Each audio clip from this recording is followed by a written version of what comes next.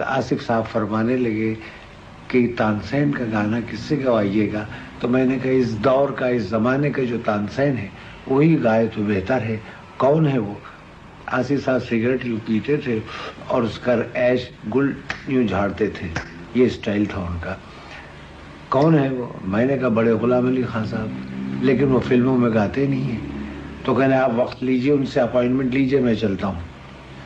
मैंने वक्त लिया, आसिफ साहब मेरे साथ गए, बड़े गुलाम अली खान साहब को मैंने आदाब किया। वो कहने कैसे बेटा, कैसे तशरीफ़ लाए, क्या है?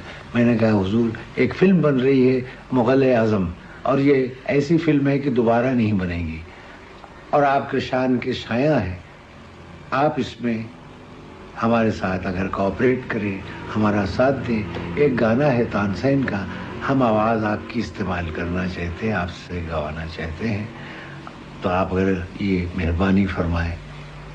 कहने साहब मैं फिल्मों में तो गाता नहीं हूँ, कोई जलसा हो, संगीत सम्मेलन हो, उसके लिए ले चलिए, मैं गाऊंगा।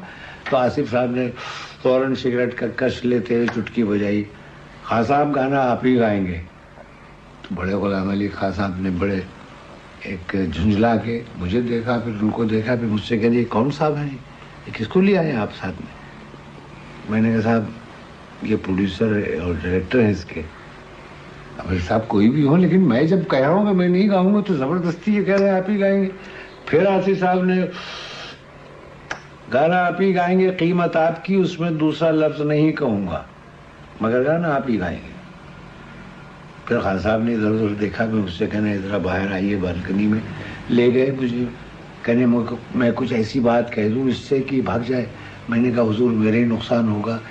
कहने आपका नुकसान क्यों होगा? मैंने कहा मुझे जो इज्जत मिलेगी आपके गाने से, तो उससे मैं महरूम रह जाऊँगा, आप क्या कहेंगे? तो कहने लगे मैं कीमत इतनी मांगूंगा कि भाग जाएगा। मैंने कहा वो हक़ आपको हासिल है, आप ये कह सकते हैं। आए खान साहब फिर रूम में जहाँ आसिफ साहब बैठे थे। अच्छा साहब मैं गाना गाऊंगा, 25,000 लूँगा एक गाने के। उस जमाने में बड़े से बड़ा प्लेबैक सिंगर 500 और 1000 रुपए से ज़्यादा कीमत नहीं मिलती। उन्होंने ये रकम मांगी। आसिफ साहब बस खान साहब जी आप तो अनमोल हैं, आपकी तो कोई कीमत ही नहीं है। हो गई बात, ये 10,000 रुपये एडवांस रखिए।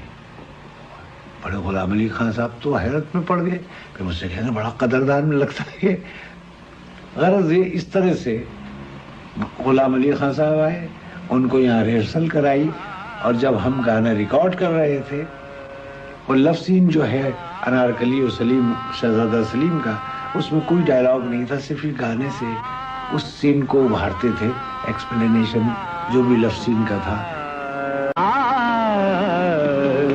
आसिफ साहब ने मुझसे चुप्पे से कहा कि खान साहब कहिए कि ताने ज़रा हल्की जो फिक्स की गई है वो हल्की रखिए, चूँकि लव सीन है, रात का वक्त है, आधी रात बीत चुकी है, और वो फर उसके चेहरे पर जाता है, तो वहाँ पर बड़ी मुलायम मुलायम आवाज़ में गाए।